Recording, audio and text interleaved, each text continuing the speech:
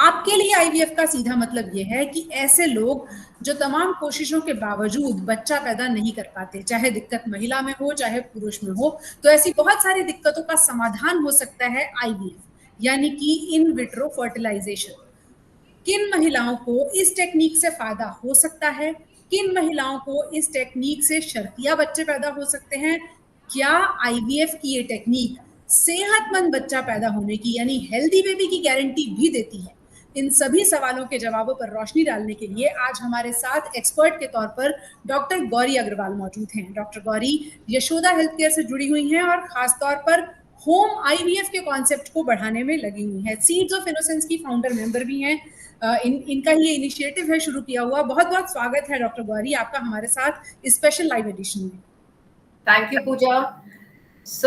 मैं डॉक्टर गौरी अग्रवाल, मैं core IVF specialist हूँ एंड मैंने 2015 में सीड्स ऑफ इनोसेंस नाम की एक संस्था स्टार्ट की थी, जहाँ पे मैं एक्चुअली उन लोगों की मदद करना चाहती हूँ जिनको बच्चे नहीं हो रहे हैं। लेकिन इस संस्था में हम ये डिफरेंस करते हैं कि हमारा सिर्फ ये एम नहीं है कि हम बच्चे पैदा करें, हमारा ये एम है कि हम हेल्दी जनरेशंस करें। अब बहुत सारे कपल्स हमारे पास आते हैं जिनके पहले बेबी को डाउन सिंड्रोम हुआ है या थैलेसीमिया है, कपल्स में सिकल सेल है जो आजकल बहुत कॉमनली हम सुन रहे हैं, या पहले बच्चे में ऐसी कोई जेनेटिक प्रॉब्लम है जिसका अभी तक कोई इलाज नहीं है, या फिर बहुत सारे लोग ऐसे भी प्रॉब्लम्स लेकर आते हैं कि उनके एक बच्चा बर्थ के बाद में ही प्रॉब्लम हो गया जिसकी टेस्टिंग नहीं हुई है। सो हम ऐसे कपल्स की जेनेटिक टेस्टिंग करा के ये पता करते हैं कि क्या प्रॉब्लम है कपल्स में, और फिर आईवीएफ के द्वारा जो भ्रूण रेडी करते हैं यानी एम्ब्रियो, उसकी जेनेटिक टेस्टिंग करते हैं और जो भी बेबी जेनेटिकली हेल्दी होता है वही हम ट्रांसफर करते हैं लेडी में। इससे क्या होता है कि हमारा जो जेनेटिक वाला एम्ब्रियो खराब होता है वो हम हटा देते हैं और जो एम्ब्रियो नॉर्मल होता है वही हम ट्रांसफर करते हैं। किसी जेनेटिक ब्लड डिसऑर्डर के साथ पैदा हुए आमतौर पर माँ बाप कहते हैं कि हमारे बच्चे में खून नहीं बनता और इसको थोड़े थोड़े दिनों में खून चढ़वाना पड़ता है। तो ऐसे माँ बाप अगर आने वाले समय में एक और बेबी प्लान करते हैं तो क्या वो ये सुनिश्चित कर सकते हैं कि जो उनका आने वाला बच्चा है उनमें इस तरह की कोई भी प्रॉब्लम ना हो? क्या आईवीएफ अब ये भी कर सकता है? बिल्कुल, और ये आईवीएफ के द्वारा ही हो सकता है, क्योंकि हम आईवीएफ में जब आपका अंडा निकालते हैं और शुक्राणु लेके जो भ्रूण बनाते हैं उस भ्रूण की जेनेटिक टेस्ट करते हैं और जो भ्रूण हेल्दी होता है वही हम डालते हैं, और वो भ्रूण हम स्पेसिफिकली उसी डिजीज के लिए चेक करते हैं जो डिजीज एक्चुअली कपल्स में होती है। इससे हम जो हमारे खून की दिक्कतें हैं, थैलेसीमिया, सिकल सेल, आजकल हम सुनते हैं कि एसएमए स्पाइनल मस्कुलर एट्रोफी कितना हो रहा है, बच्चों में डाउन सिंड्रोम है, मेंटल रिटार्डेशंस हो रहे हैं, वो सब हम एक्चुअली आईवीएफ और ये पीजीटीएम टेक्निक के द्वारा खत्म कर सकते हैं। एक तो डॉक्टर गौरी आईवीएफ होती है जिसके बारे में लोग जानते हैं कि एग्स और स्पर्म्स को लैब में फर्टिलाइज किया जाता है और फिर महिला के ही अंदर उसको इंजेक्ट कर दिया जाता है, फिर वो महिला नेचुरल तरीके से जैसे बच्चे पैदा होते हैं उस प्रोसेस से गुजरती है। अब इसमें जो आपने जेनेटिक टेस्टिंग एक शब्द जोड़ा है, उसकी अहमियत क्या है, वो कैसे की जाती है और उसके फायदे क्या है? अब देखिए, हमारे पास बहुत सारा कपल आता है जो 35 इयर्स से आजकल ऊपर है, बिकॉज अब सब लोग लेट मैरिजेस कर रहे हैं। उनको ये भी डर होता है कि हमारी एज ज्यादा है, बच्चा हेल्दी होगा कि नहीं होगा। सेकेंड, बहुत सारे कपल आते हैं जिनके 2 अबॉर्शंस हो रखे होते हैं। कपल्स आते हैं जिनके फेल्ड आईवीएफ हैं, जिनका स्पर्म काउंट खराब है, पहले बेबी में डाउन सिंड्रोम है, थैलेसीमिया है, सिकल सेल है। ऐसे कपल्स को हम काउंसिल करते हैं कि आप आईवीएफ के द्वारा जेनेटिक टेस्टिंग करो। अब इस जेनेटिक टेस्टिंग में क्या होता है कि जो हम भ्रूण बनाते हैं, पहले हम लेजर बायोप्सी करके उसमें से कुछ सेल्स बाहर निकाल लेते हैं और भ्रूण को जमा के रख देते हैं।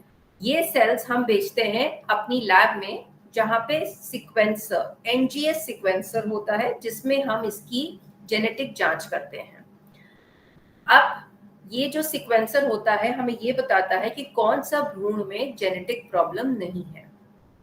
जो भी भ्रूण में जेनेटिक इशू नहीं होता है, और इस टेस्ट को बोलते हैं पीजीटीए यानी प्री इम्प्लांटेशन जेनेटिक टेस्टिंग। वही भ्रूण हम फिर वार्म करते हैं और फिर लेडी में डाल देते हैं। 15 दिन के बाद टेस्ट करते हैं, प्रेगनेंसी टेस्ट पॉजिटिव आने पे हम प्रेगनेंसी मॉनिटर करके डिलीवर कराते हैं। आई एम श्योर बहुत सारे कपल्स और भी डिमांड लेकर आते होंगे कि जब आप कस्टमाइज ही कर रहे हैं तो क्या ये नहीं हो सकता कि हमारा बच्चा गोरा हो, क्या ये नहीं हो सकता कि हमारे बच्चे की आंखें नीली हो, इस तरह की डिमांड्स लेकर भी लोग आते हैं क्या आपके तो पास? पूजा हम कस्टमाइज नहीं कर सकते, हम लोग कोई भी जीन एडिटिंग, क्लोनिंग ये सब अलाउड ही नहीं है, स्लाइसिंग। हम सिर्फ चूज कर सकते हैं कौन सा एम्ब्रियो हेल्दी है। बहुत सारे कपल्स आते हैं, मुझे बोलते हैं मेरे बेटे के भूरे बाल कर दो, मेरी बेटी की नीली आंखें कर दो, तो उसमें ऑब्वियसली हमें गमीट चेंज करना पड़ता है, यानी कि हमें डोनर कोई और यूज करना पड़ता है, बट उसमें भी कोई गारंटी नहीं है कि उस डोनर के कैरेक्टरिस्टिक्स बेबी में आए, क्योंकि एक तो गमीट किसी और का ही है ना। बिल्कुल। अब ऑन सीरियस नोट ये समझना चाहूंगी कि कौन सी ऐसी फीमेल्स हैं, क्या हर महिला जो इनफर्टिलिटी का शिकार है, जिसको बच्चे पैदा नहीं हो रहे साधारण प्रोसेस से, क्या हर उस महिला को आईवीएफ से फायदा हो सकता है? देखो, हर महिला को तो डेफिनेटली आईवीएफ में हम कहते हैं 100% चांस नहीं है। तो अगर आपको कोई जेनेटिक इश्यूज हैं या कोई प्रॉब्लम है, डेफिनेटली हम हेल्प करते हैं, बट 100% चांस आईवीएफ में नहीं होता। किन महिलाओं को फायदा हो सकता है, किन किन केसेस में आईवीएफ का सक्सेस रेट अच्छा देखा गया है? मैंने देखा है जहाँ पे ट्यूब्स बंद हैं, स्पर्म काउंट लो है, सब कुछ नॉर्मल दिख रहा हो, बेबी नहीं हो रहा हो, थोड़े टाइम हो गया हो शादी को, इन केसेस में अच्छा है। लेकिन केसेस लाइक एंडोमेट्रियोसिस, जहाँ पे यूट्रस खराब होता है, एडिनोमायोसिस, या फिर कोई बहुत बड़ा फाइब्रॉइड है जो हमारे एंडोमेट्रियल लाइन को कर रहा हो प्रॉब्लम, या फिर एग्स ही बहुत कम हो और पेशेंट डोनर एग्स के लिए विलिंग ना हो, उन केसेस में कहते हैं कि रिजल्ट खराब होता है। महिला आईवीएफ के लिए आती है उसको उतना ज्यादा फायदा होता है, ये बात कितनी सही है? और आपके हिसाब से आइडियल एज ग्रुप क्या होना चाहिए जब किसी लेडी को ये सोच लेना चाहिए कि अब मुझे आईवीएफ कराना चाहिए? देखो, आईवीएफ अगर आपको 1 साल हो गया है शादी को और आप ट्राई कर रहे हो प्रेगनेंसी के लिए, तो फिर और प्रेगनेंसी नहीं हो रही है, प्लीज सबसे पहले एक फर्टिलिटी डॉक्टर को देखो, ठीक है? अगर आपका फर्टिलिटी डॉक्टर आपके सारे टेस्ट कराता है, आपका ट्यूब टेस्ट, हस्बैंड का सीमेन टेस्ट, आपका अल्ट्रासाउंड, आपका एएमएच, अगर ये सब नॉर्मल है, तो फिर वो आपको नेचुरल ट्रीटमेंट देगा। अगर आपकी ट्यूब्स बंद हैं, स्पर्म काउंट कम है, एएमएच कम है, यानी अंडे कम बन रहे हैं, या कोई और प्रॉब्लम है, तो फिर वो बोलेगा आपको कि आप फिर आईवीएफ के लिए जाइए। हम जो इंडिया में देखते हैं कि अगर आईवीएफ का जो रेट है, कॉस्ट है, वो एक डेटरेंट के तौर पर काम करती है। बहुत सारे लोगों को लगता है कि आईवीएफ बहुत महंगा प्रोसीजर है। आज की तारीख में क्या वो सिनेरियो बदला है? बिल्कुल, पहले हमारे जमाने में आईवीएफ कितना महंगा होता था। आई मीन अब तो आईवीएफ का कॉस्ट बहुत कम आ गया है। अब तो 1.5 लाख 2 लाख में आईवीएफ सब लोग कर रहे हैं। सो अब आईवीएफ का कॉस्ट कम हो गया और मुझे लगता है कि आराम से जनता आईवीएफ करा सकती है, और अगर जेनेटिक टेस्टिंग के साथ कराए, डेफिनेटली रिजल्ट्स बहुत बेहतर होते हैं।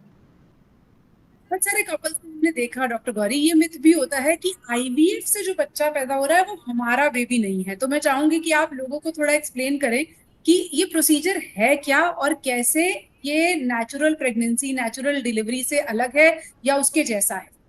सो देखो, IVF is just like natural pregnancy. मैं सच में सारे कपल्स को यही बोलती हूँ, इसमें कोई दर्द नहीं होता। आपको 10 दिन का इंजेक्शन लगता है। ये इंजेक्शंस अब पेनफुल नहीं आते हैं।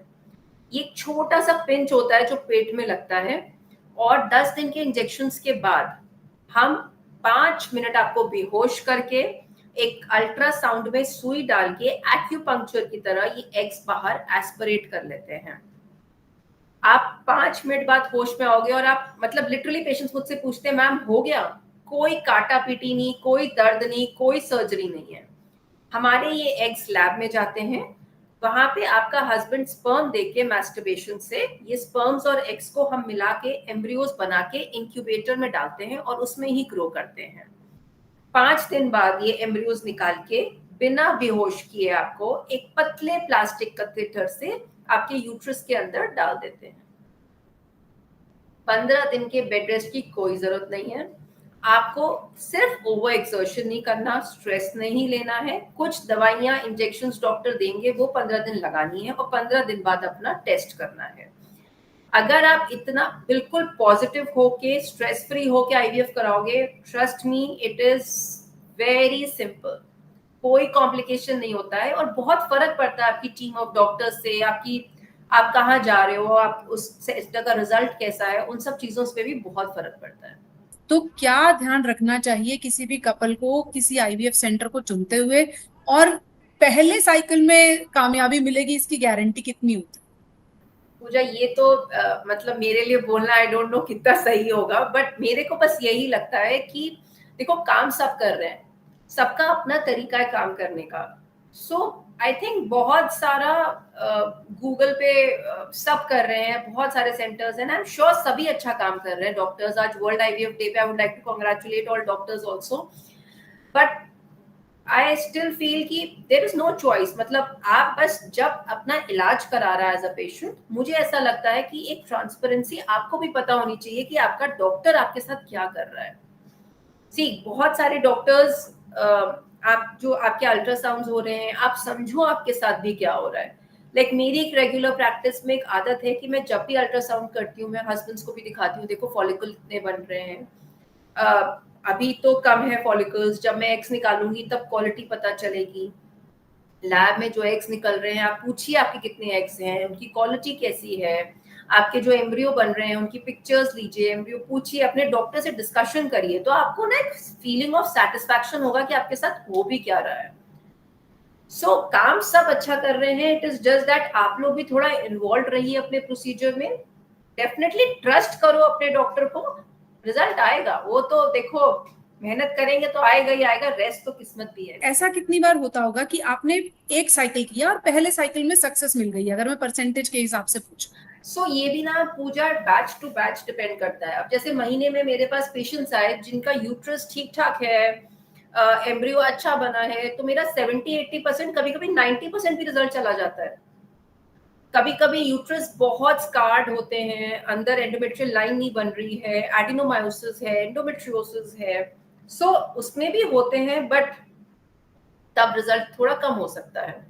सो बहुत सारे पेशेंट्स की इट डिपेंड्स अपॉन कि पेशेंट टू पेशेंट भी रिजल्ट बहुत डिपेंड करता है।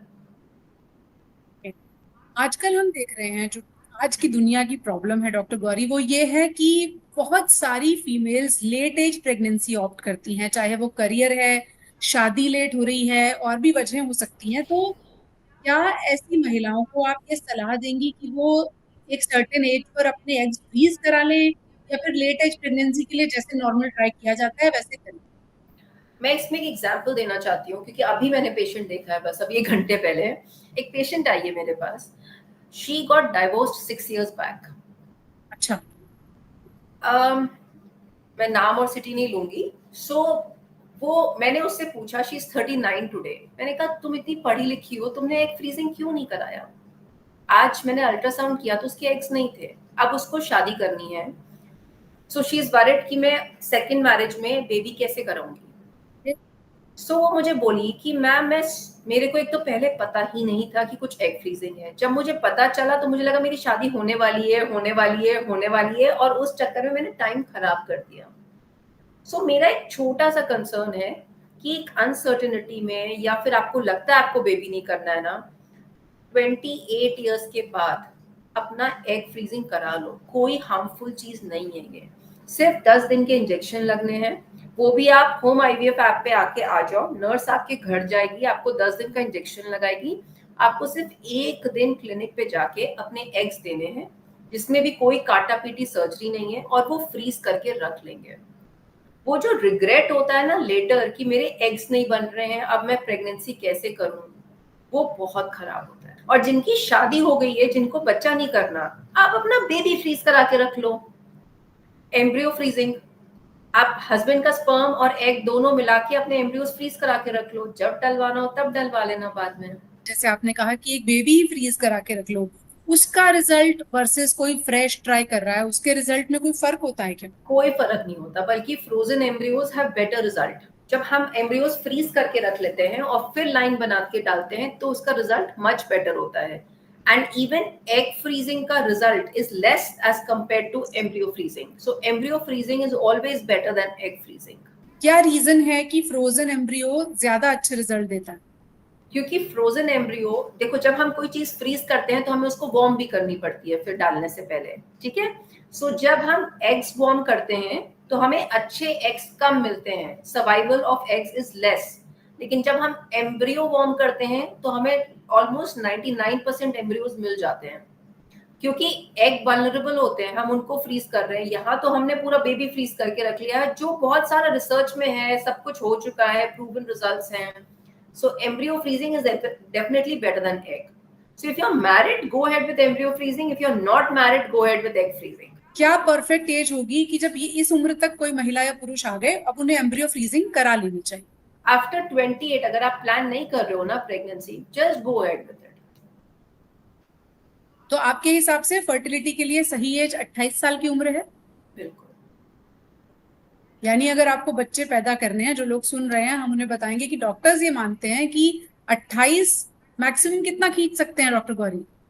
जब तक आपके अंडे बन रहे हैं आप खींच ही सकते हो, लोगों के 40 साल में भी प्रेगनेंसी हो रही है। But what I am saying is कि 28 to 34 is a bracket which is very safe. Normally 26 भी बोलते हैं, बट आज की जनरेशन में देखो लोग 26 में शादी भी नहीं करते। तो talking about today's generation, I think 28 to 32 is a very good bracket. क्या ये late age marriages, late age pregnancy, ये एक बड़ा रीजन है कि इनफर्टिलिटी बढ़ रही है? और अगर ये रीजन है तो साथ में और कौन से रीजन है जो इनफर्टिलिटी को बढ़ा रहे हैं? सो आज के तो जमाने में trust me Pooja, I feel sperm भी एक बहुत बड़ा इशू है। मतलब 50% कपल्स क्लिनिक में बैठे होते हैं जिनका स्पर्म काउंट बहुत खराब होता है। या तो लो होता है because of stress, peer pressure, smoking, alcohol, genetics, infection, Bluetooth, laptop अपने अपने पैर पे रखना, मोबाइल फोन पॉकेट पे रखना। So many reasons. आजकल मेल्स का स्पर्म काउंट बहुत कम है। क्या मेल्स के पास भी ये ऑप्शन है कि स्पर्म फ्रीज करा के रख लें? बिल्कुल। मैं तो रैंडमली बोलती हूँ किसी को भी कि अगर आप ट्रैवल कर रहे हो, बाहर काम कर रहे हो, लेट मतलब 2-3 इयर्स बाद आओगे, अपना स्पर्म फ्रीज करा के जाओ।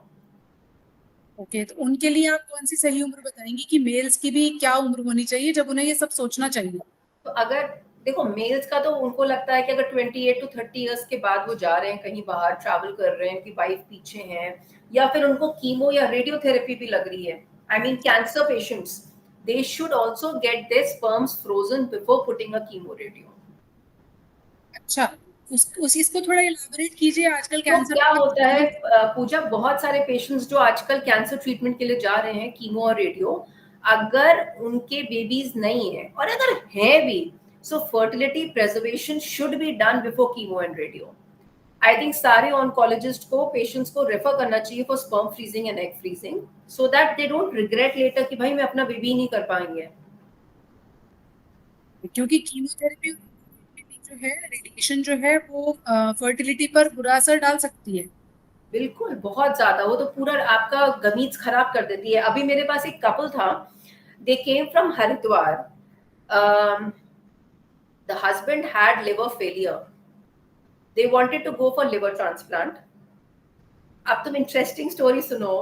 वो बंदा आके उसने मेरे पास स्पर्म फ्रीजिंग कराया और बोला मुझे आईवीएफ स्टार्ट करना है। अच्छा। तो मैंने कहा अच्छा ठीक है। तो बोले हम 2 महीने बाद आएंगे, और मैंने उसका स्पर्म फ्रीज करके रख लिया। 2 महीने बाद जब वो आए तो पता चला कि वाइफ ने ही हस्बैंड को लिवर दिया बचने के लिए, बट उसका हस्बैंड बचा नहीं। And now this family comes to me and tells me clearly कि भाई आप मेरे को मेरे अंश, मेरा बच्चा वापस करवाओ।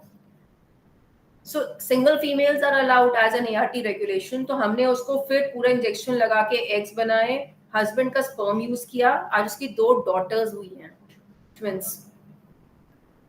सो we have such interesting stories ना, मतलब छू जाता है दिल यार। मतलब ये सब आता है ना तो ऐसा लगता है कि आप कुछ कर रहे हो। अक्सर हम देखते हैं ट्विंस हुए या ट्रिपलेट्स हुए, 2 बच्चे हो गए, 3 बच्चे हो गए, तो क्या उसके लिए माँ बाप से पहले डिस्कशन किया जाता है कि हाँ ट्विंस हो सकते हैं, 3 बच्चे हो सकते हैं, या कोई तरीका है जो ये इंश्योर करे कि नहीं एक ही बेबी होगा? देखो पूजा, हम मैक्सिमम 1 बेबी डालते हैं या 2 बेबी डालते हैं। कभी कभी समटाइम्स व्हाट हैपेंस इज, जैसे मैंने अभी 2 बेबी डाले, तो जो सेकंड बेबी था ना वो 2 में स्प्लिट हो गया, अच्छा। तो ट्रिपलेट्स हो गए। So these are also rare chances, but twins होने के chances IVF में it's only 20%. अच्छा, और ऐसा इंश्योर करना मुश्किल है कि एक ही बेबी आपने इम्प्लांट किया है, एम्ब्रियो इम्प्लांट किया है, तो एक ही बेबी हो? यूजुअली एक इम्प्लांट करने पे एक ही होता है, बहुत बहुत रेयर चांसेस हैं कि वो स्प्लिट होके दो हो जाए।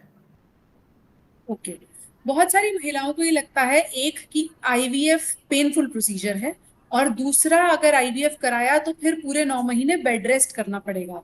इसके बारे में आप क्या कहना चाहेंगे? पहले तो मैं सारी मिथ सॉल्व करूंगी।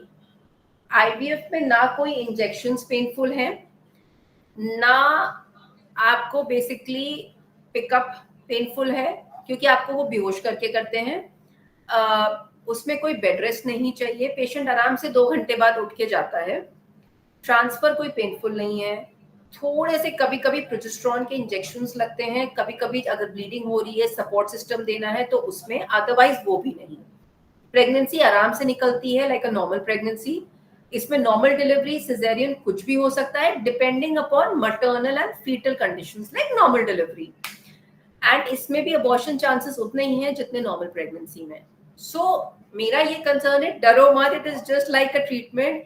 जितना जल्दी आपका अगर प्रॉब्लम है आप आईवीएफ कराओगे, उतना अच्छा रिजल्ट आएगा, बिकॉज एग्स और स्पर्म अच्छा मिलेगा। मुझे याद है आपसे डिस्कस हो रहा था कि अगर किसी लेडी को या फिर किसी मेल को थैलेसीमिया है, माइनर है या मेजर है, वो लोग जब प्रेगनेंसी के बारे में सोचते हैं तो उनको ये डर रहता है कि उनके बच्चे में थैलेसीमिया हो सकता है।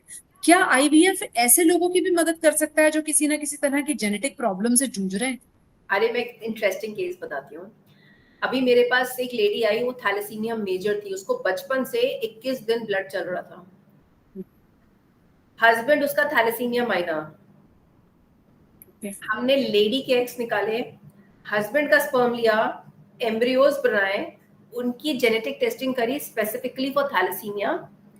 हमको 2 एम्ब्रियोज मिले, हमने वो दोनों एम्ब्रियो ट्रांसफर किए, they have twin girls today. यानी कि जो थैलेसीमिया के कपल्स हैं जो इस बात से डरते हैं कि अगर हमने बेबी किया तो फिर एक नया बर्डन, फिर वही पूरा हर 21 दिन में ब्लड चढ़वाना, इम्यूनिटी का इशू, वो भी एलिमिनेट किया जा सकता है आईवीएफ से। देखो, इन केसेस में थैलेसीमिया कैरियर हो सकता है, लेकिन थैलेसीमिया मेजर नहीं होगा, क्योंकि उस फीमेल को सबसे ज्यादा टेंशन इस बात का था कि मुझे बेसिकली बच्चा थैलेसीमिया मेजर नहीं चाहिए। इसमें पूजा देखो, जो क्रोमोसोमल डिसऑर्डर्स हैं वो तो हम रूल आउट कर सकते हैं, उसमें कोई टेंशन नहीं है। I mean, हम पीजीटीए टेस्टिंग के द्वारा क्रोमोसोमल 13, 18, 21 रूल आउट कर सकते हैं, बट ऑटिज्म एक ऐसी प्रॉब्लम है जो मैं जेनेटिकली रूल आउट नहीं कर सकती हूँ। अगर कोई बेबी बॉर्न हो रहा है through autism, I would not be able to give a genetic reason for that. Thank you so much. I guess बहुत सारे कपल्स को ये समझ में आया होगा कि सिर्फ आईवीएफ ही नहीं, उसके साथ जेनेटिक टेस्टिंग की जो अहमियत है वो क्या है, और उससे किस तरह से आने वाली बहुत सारी प्रॉब्लम्स को टाला जा सकता है। एक आखिरी सवाल आपसे ये है कि अगर आईवीएफ का जो नॉर्मल प्रोसेस है उसमें जेनेटिक टेस्टिंग को ऐड कर दिया जाए तो कॉस्ट में कितना फर्क पड़ जाता है? बिल्कुल इतना ज्यादा नहीं पड़ता है, 70 से 80 हजार का एक्स्ट्रा खर्चा पड़ता है। बट आप ये भी तो देखो ना, आप एक हेल्दी बेबी लेके जा रहे हो, आपका सक्सेस रेट बेटर हो रहा है, आपको सेकेंड साइकिल पे जाने की चांसेस बहुत कम हो जाती हैं। और मान लो प्रेगनेंसी के दौरान पता चलता है बेबी में प्रॉब्लम है, तो वो पूरा जो टर्मोइल, ट्रॉमा, आप पूरा, मतलब it is devastating, I have seen it. And ये एक रीजन था कि मैंने जेनेटिक लैब लगाया। मतलब थोड़ा सा खर्चा और करके आप एक सेटल्ड लाइफ को कर ले सकते हो than getting into these problems. Doctor Gauri home IVF के कॉन्सेप्ट को भी लेकर आई हैं, यानी अगर आप हॉस्पिटल कम से कम जाना चाहते हैं तो आप होम आईवीएफ के लिए भी ऑप्ट कर सकते हैं। उसके अलावा बहुत सारे ऐसे लोग जो इस बात से डरे रहते हैं कि उनकी फैमिली में जेनेटिक प्रॉब्लम्स की हिस्ट्री है, वो आईवीएफ के साथ जेनेटिक टेस्टिंग करा के काफी हद तक इस प्रॉब्लम को से निपट सकते हैं। और आईवीएफ का सक्सेस रेट जाहिर है अभी भी भारत में एक बहुत बड़ा सवाल है, दावे अलग अलग हैं। एक आंकड़ा ये कहता है कि 60 से 80% तक आईवीएफ का सक्सेस रेट है, लेकिन ये आपकी किस्मत, डॉक्टर की काबिलियत, सेंटर की मेहनत और बहुत सारी चीजों पर डिपेंड करता है। तो अगर आप भी बच्चे ना होने की परेशानी से जूझ रहे हैं तो आईवीएफ के बारे में जरूर सोच सकते हैं। Thank you so much doctor Gauri. Thanks Pooja, प्रणाम।